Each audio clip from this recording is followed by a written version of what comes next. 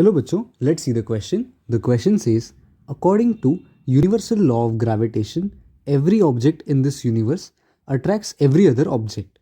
Explain why then a table and chair lying in the same room do not collide with each other. Second part, an object is thrown vertically upwards to a height of 12 meter.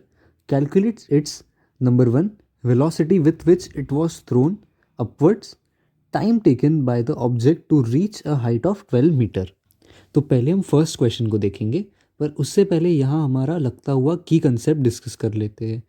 की concept यहाँ पे हमारा use होगा law of gravitation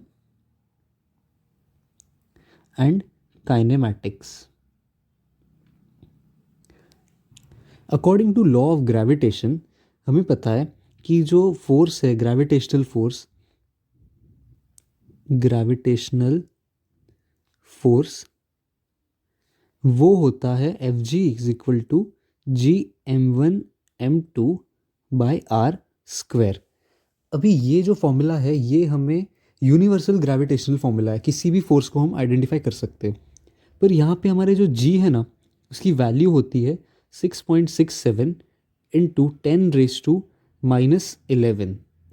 अभी ये इतनी छोटी value है ना कि फोर्स हमारा रहेगा, कोई भी दो ऑब्जेक्ट के बीच में जो फोर्स है वो लगता रहेगा, पर वो इतना स्मॉल है, it is very small to move any object. तो ये रीज़न की वजह से जो हमारा चेयर और टेबल एक सेम रूम में वो डू नॉट अट्रैक्ट। अभी सेकेंड क्वेश्चन पे आ जाते हैं।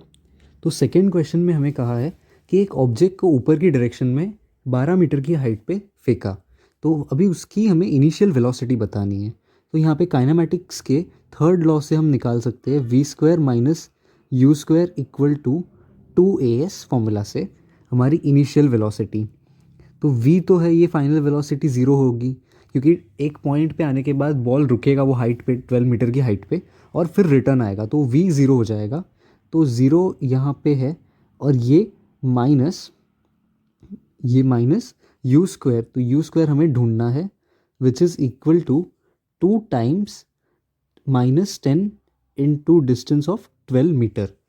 तो हमने ये जो है -10 क्यों लिया, क्योंकि ग्रेविटी हमेशा नीचे के डायरेक्शन में पॉजिटिव होती है, ऊपर के डायरेक्शन में वो नेगेटिव होगा। तो अभी u² की जो वैल्यू है u² इज इक्वल टू